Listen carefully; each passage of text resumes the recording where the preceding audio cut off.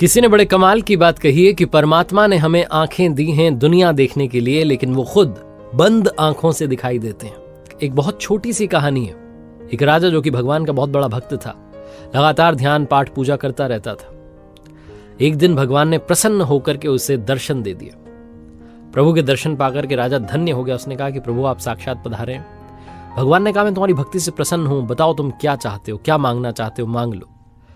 राजा ने हाथ जोड़ करके कहा कि भगवान कुछ नहीं चाहिए, आपकी कृपा से राज्य में सब कुछ अच्छा चल रहा है, धन धान्य संपन्न है राज्य, प्रजा खुश है, सब अच्छा है।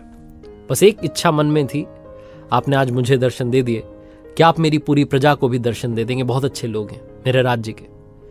भगवान मुस्कुराए, उन्होंने कहा कि नहीं, ये हो नहीं सकता है। राजा ने हाथ जोड़ करके गिड़गिड़ा करके कहा कि अब आप आ ही गए हैं तो मेरी इस इच्छा को पूर्ण कर दीजिए।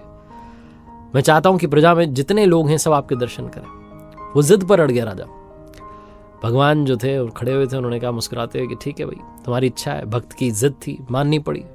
भगवान ने कहा कल मैं आता हूं, ये जो आपके महल के ठीक सामने दूर पहाड़ दिखाई देता है वहां पर आऊंगा और सारे लोगों को दर्शन दूंगा, लेकर आ जाना। राजा ने कहा ठीक है।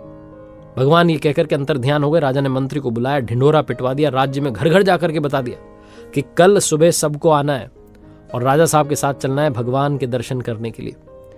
सारी जनता इकट्ठी हो गई, सब लोग जाने लगे, भीड़ थी, लंबी लाइन। महल से थोड़ा सा आगे निकले तो देखते हैं कि रास्ते में तांबे के सिक्कों का ढेर लगा हुआ है।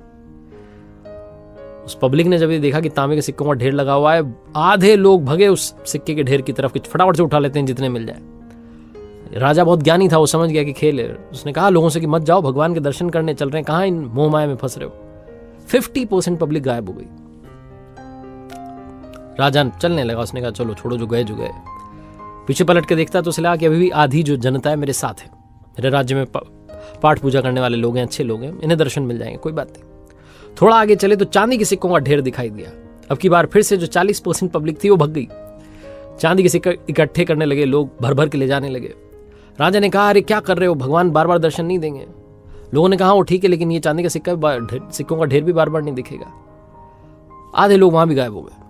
राजा ने पीछे पलट के देखा तो लगभग 10% जनता अभी भी उसके साथ चल रही थी। राजा को लगा चलो इतने तो लोग हैं मेरे राज्य में जो भगवान के भक्त हैं।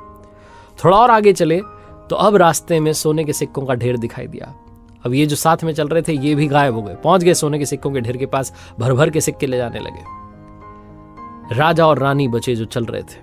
राजा अपनी रानी से कहने लगा कि देख रही हो कितनी मोहमाया में लोग जो हैं उलझ चुके हैं, फंस चुके हैं, भगवान के दर्शन करने नहीं जाना चाहते। रानी ने भी हाँ मिलाई, बोला कि हाँ सही कह रहे हैं आप। थोड़ा सा आगे चले तो देखती है रानी कि एक बहुत सुंदर हीरों का ढेर लगा हुआ है।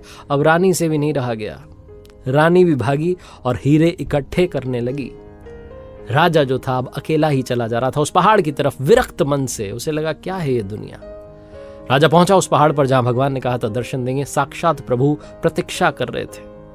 राजा ने जाकर के प्रणाम किया। भगवान ने पूछा कि कहाँ है आपकी प्रजा, कहाँ है वो प्रियजन जिनके लिए आप चाहते थे कि मैं आऊं और दर्शन दूं। राजा ने शर्म के मारे सर झुका लिया, क्षमा मांगने लगा। भगवान ने कहा क्षमा मत मांगो, मुझे मालूम था वो आएंगे ही नहीं। मेरे पास सिर्फ वही आता है जो मुझ तक आना चाहता है।